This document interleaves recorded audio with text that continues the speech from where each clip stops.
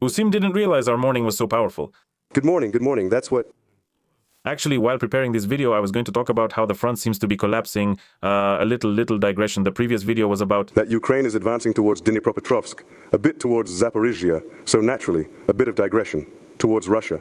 Digression. Today it turns out that it's the opposite. Now even Russian military are saying that... That Digressia, they are advancing in the Digressia region. And all of this is complicated, but I decided to show you something a bit different. That's a twist, you'll say, but actually things here are much more interesting than they seem. I found a video by a Ukrainian soldier who has been fighting since 2014, and it shows his fate, what happened, and how he feels, let's say, in this life. There won't be any sarcasm here because soldiers are soldiers and their fate, in fact, is in their own hands. No sarcasm is appropriate here, so let's just see what's happening. I will comment on some situations, but without my usual irony. How much money do you think is needed for a comfortable life in Kyiv? It's pretty clear that this is a propaganda video, funded by the usual people. And they approached, supposedly by accident. Suddenly the journalist saw a soldier, handsome, big, no sarcasm really, a tall guy, well, good looking. And she says, how much do you think you need to live in Kyiv for a month? $3,500, I think, should be enough. $3,500 if you take the current exchange rate of 40, well, basically, that's quite a lot. Not many people make that much money. Here, right away, you could say the YouTube or TikTok reality clashes with actual reality. In Ukraine right now, the average salary is below, I think, $400. And here they're telling us about $2,000, $3,000, maybe even $4,000. A certain dissonance arises. Is that per person or for... It's for a family of 5. For a family of 5. In general, in Europe, that's normal, that amount is normal, but in Ukraine, who can earn that kind of money? I don't even know. I mean, of course, there are certain professions that can earn that, like IT specialists or top-level managers. But $3,000 or $4,000 is an enormous amount for an ordinary person. The soldier says that's the amount for his family of 5. Honestly, I don't know what he does for a living. I once showed other soldiers, also crippled by the war, who said that they have absolutely nothing at all to live on, not a single penny. Maybe this man earns money doing something else. Before the war, maybe he earned money doing something else. Now he earns money doing something else. But for a person who finished the war, even if he was, let's say, directly maimed by that war, such a salary, such money like that is a lot. I don't know. If you're from Ukraine, please write who earns that much money. And if you, for example, have been demobilized, how much are you getting now? Yes, I think that's enough. About how much do you spend? That's about how much I spend. I'm with my wife. That's how I raise my kids. I'm with my wife. That's how I raise my kids. As I understand, you're also all about that. There are 5 people? Well, yes, obviously. So who is it then? As I understand, you're military, the journalist asks. So who is it? A worker at a brick factory or what? That's a strange question, of course, but for a video like this, it's normal. Are you current or former military? I've already been a former military man since last year, so I'm already living a civilian life. Is it possible to spend a day with you, show how you live in Kyiv, and tell your story? Yes, of course, but girls, I live in Bila Tserkva. I don't live here, so it's a bit far. Bila Tserkva is exactly the place where one of those Oreshniks landed, by those very garages. So the man lives right there. And naturally, if someone came up to me on the street and said, let's go to your place and see how you live, I wouldn't agree 100%. So it's clear that this is being filmed for propaganda purposes, let's say. But this video looks better than hundreds of others we've watched together. Write your thoughts in the comments. Write in the comments what you think about this and be sure to subscribe because it's interesting. We're going to Bila Tserkva, and I've never been there. Well, if you want, then let's go. When did you join the army? And where did you get wounded? I joined the army, so let's go. When did you join the army, and where did you get wounded, and where did you get wounded? I've been in the army since 2013 from a young age. Since 2013, this guy has been in the army. 2013. I think there wasn't any unrest back then. It all started in 2014. Apparently he's military, like career military. Well, with this break before the full-scale invasion, Most recently, I served in the 68th Ukrainian Brigade, where I was awarded the title Hero of Ukraine. This is a hero of Ukraine, and I think it's already clear that the video was made to show the life of a hero of Ukraine, his opinion about what's happening and what the hero of Ukraine is doing now. Cool. Well, after that, it happened that a medical procedure led to my amputation, but that didn't stop me. I keep moving forward. Well, respect for that. Honestly, I've read about other wars too. I mean, a person who doesn't stop even after such injuries is truly someone who is strong in spirit. No matter what you say, this person is truly strong in spirit. The prosthesis he has on one arm is clearly not biomechanical. I mean, it's a relatively simple prosthesis. Not cheap, but relatively simple. And now let's continue. Let's see how he handles it. He was the commander of an assault group, an assault platoon. At 4 in the morning, we mostly worked in the dark, and at 4 in the morning, let's say, it was an unsuccessful battle. I was in a coma for 2 days, woke up in the hospital, realized I had no arms.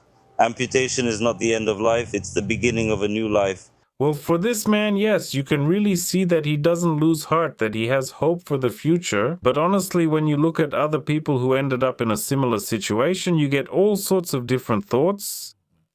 And again, if you listen to the propagandists who say that when you join the army, you won't go straight to the front lines, you'll be doing this and that. You can be a clerk, launch drones, or cook food. Well, and looking at that guy, you realize that it's unlikely you'll be doing whatever you want there, like drawing or writing poetry. Well, maybe in your free time away from the war, but war is war. Right now we are in the Park of Glory, the Chapel of St. Peter. I got married here, and here the priest reads purely in Ukrainian. Part of a propaganda video about the Ukrainian Orthodox Church. We decided to stop here and baptize our baby. Now an air raid alert has started. My daughter was nearby, so I'm taking my daughter. We're leaving. Completely by chance, the journalist and her father end up in an area where an air raid alert has been declared. And now he's picking up his daughter from school, you have to understand. Again, completely by chance. Here, I suggest we don't even joke basically about propaganda videos because they're everywhere. But this one is surprisingly well made. From school. All right, let's go. Cool. How old are you? 10 like me. What grade are you in? 10. Not really. But I want to become a programmer. Becoming a programmer is absolutely the right decision, girl. We programmers approve. Tonic borscht. How do you walk around the supermarket? What kind of difficulties do you have? Well, here, by the way, you can see how this prosthesis works. Despite its simplicity, it really looks decent and helps to perform most functions. But of course, it won't replace your fingers and isn't meant to, but it does allow you to walk around the supermarket. Have you already gotten used to it? Yeah, basically, I've already gotten used to it. I don't have any problems anymore. I'll just take a little bit. Since the screen is capacitive, using conductive surfaces allows you to press the buttons. There's nothing surprising about that. So it's not that hard, right? Sometimes people just see help is needed and step in without being asked. Yeah, honestly, that annoys me more. So you shouldn't do that? You shouldn't do that. How do you calculate it? By the way, I had acquaintances with certain, let's say, not developmental issues, but physical disabilities, and it really annoyed them when you tried to help. One of my acquaintances was injured at an industrial plant. As far as I remember, he fell, something happened to his leg, and it was amputated. He had a good, high-quality prosthesis. Well, for example, when he needed to swim and go into the water, he would hop on one leg. Well, just because there's nothing you can do if you have only one leg. You get to the water however you can. And he refused any help. Not out of anger or irritation. I mean, I'm not saying that I tried to help him many times. There was just this one time when I tried to help. I said, come on, man, let me help you out. He said, no, I'll do it myself. I mean, people who have these kinds of problems really do get irritated. So if you're not asked to help, let's just say, don't help. I'll show you now. Of course, you can't do with a phone what you do with the touch screen at the checkout, so you have to use whatever tools you have available. So, well, basically, but then the person goes on to say, and you don't hear. When someone is holding the phone, or is it better for you to do it yourself? Here you need to... I'm doing it. Is it scarier when someone else holds the phone, or would you rather do it yourself? It's more convenient, right? So you do it with your nose. Basically, with your nose? Yeah, the nose is everything for us. Yes, someone's trying to help, but that makes things harder for you. It's easier to do it yourself. Yes, I mean, most people don't understand how it works. It's already different on different phones. For some, the service has already been paid for. Well, here it's just explanations about phones and all that. There's really no point in watching any further. In short, what people experience after the war, with problems like these in any country, I think you already understand. Well, now let's take a look at our regular news. I hope I showed you what you wanted to see, what's happening in the war. And absolutely, what propagandists on all sides are saying that it's profitable to go to war, that you'll make money there.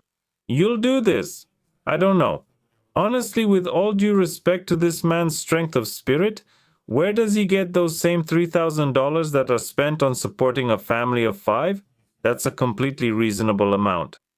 Well, I don't know about that, so write what you think about this, and please, well, without being rude, because we're all human and none of us are immune to such problems no matter which side of the front, so to speak, we are on.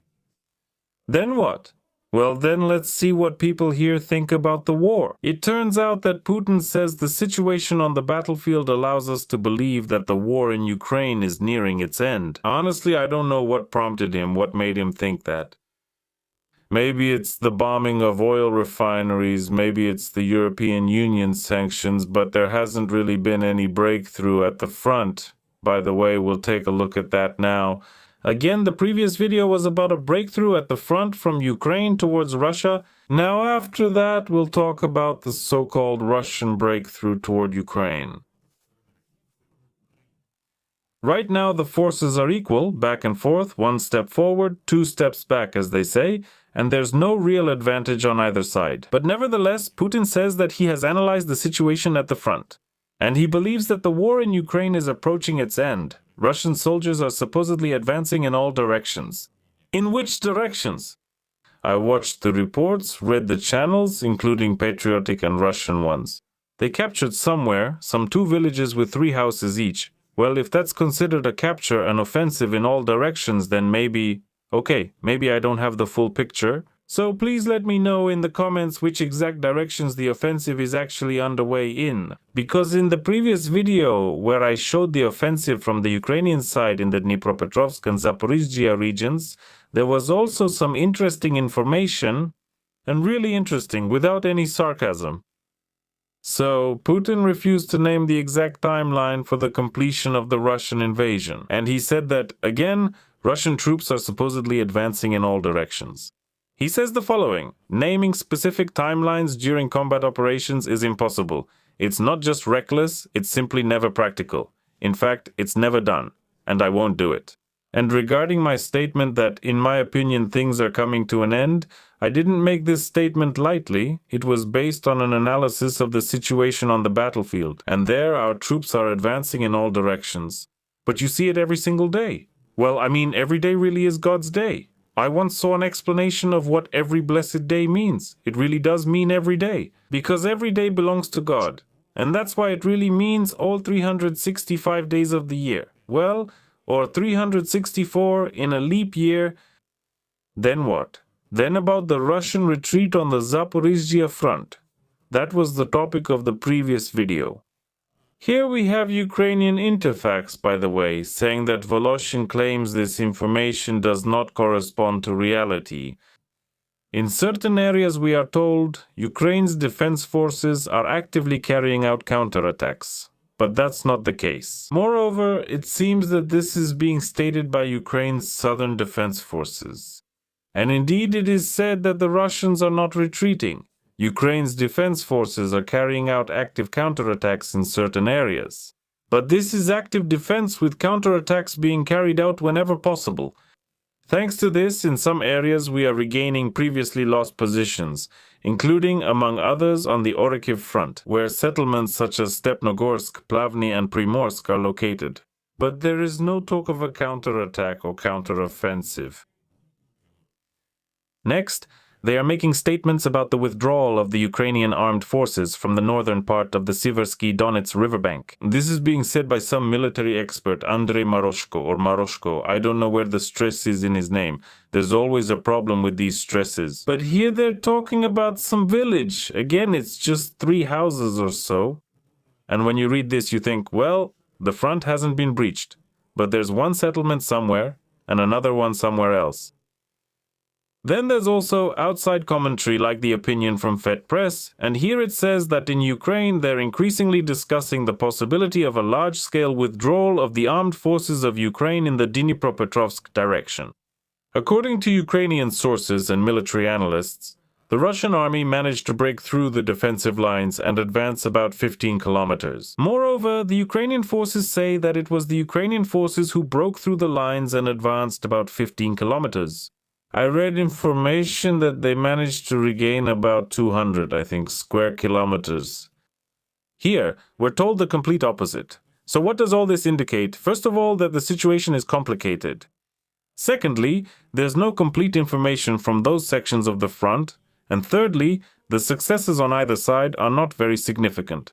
Even if it's not true that Ukraine is advancing, or if it's true that the Russian Federation is advancing, these 2 little villages, roughly speaking near Dikanka, don't play a significant role in the overall situation. Everything, you could say, is in stasis, that is, at a standstill, and there are no significant victories on either side.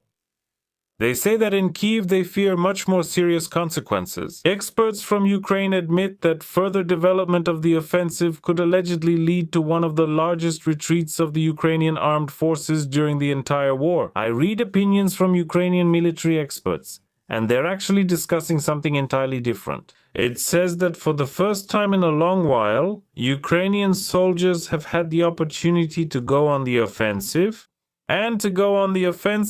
moreover, effectively. Again, there is still no news from the battlefield, and there is no news that Ukrainian soldiers have recaptured a bunch of settlements there. But let's wait and see. Maybe by the end of the week, something will become clear. Because the situation is extremely difficult right now. By the way, if you have any interesting information, share it in the comments, because it really is important. Right now, neither Russia nor Ukraine has any real information. There are some shortages like that. The sources of information are varied and fragmented. Let's put it that way. Of course, you can still trust them. But if you read one set of sources, one side is winning. If you read other sources, the other side is winning. It's absolutely impossible to know whom to believe or where to turn. So what else are they saying here? That Russia's expenses for the war in Ukraine exceed the budget by at least $28 billion, not the Ukrainian budget, specifically Russia's.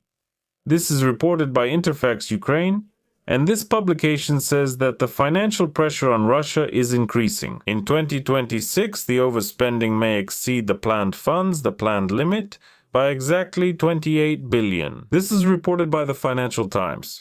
And this is already being repeated by Interfax.com.ua. The Ministry of Finance of the Russian Federation estimated in February that war overspending in the amount of 2 billion rubles, which is an extremely large sum, could grow to 4 trillion rubles in the so-called negative scenario. Well, a deficit of 2.5 billion is not yet considered a negative scenario, and that seems extremely strange. In addition, it is noted that a similar level of overspending, 4 trillion rubles, is expected in 2027 and 2028. Here the question arises, where is the money? Where's the money, Lebowski? The experts exclaim. That's from the movie with Lebowski, The Big Lebowski. And here, no matter how much you fight for justice, for the truth, no matter how bluntly you speak the truth, there's still only one truth. If a state spends a huge amount of money on war, that state's economy won't last long. This applies to absolutely any country, any state, and this has been proven many, many times. Yes, there may be a short-term rise, a few months, a couple of years, maybe 3 years, and then the inevitable decline begins.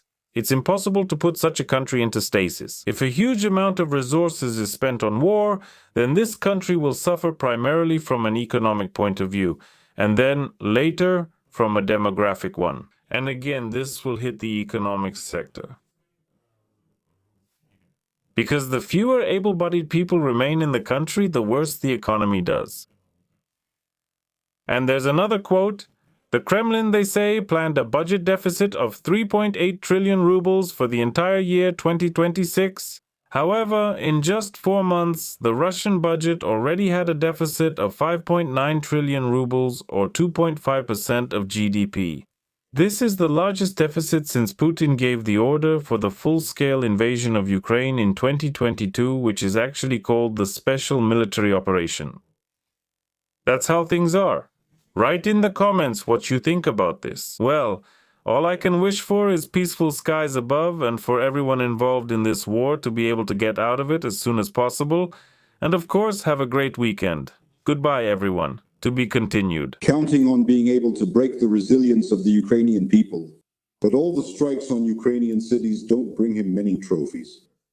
Actually, about this, they don't destroy anything, they don't kill anyone, they just demonstrate capabilities. This missile is very inaccurate.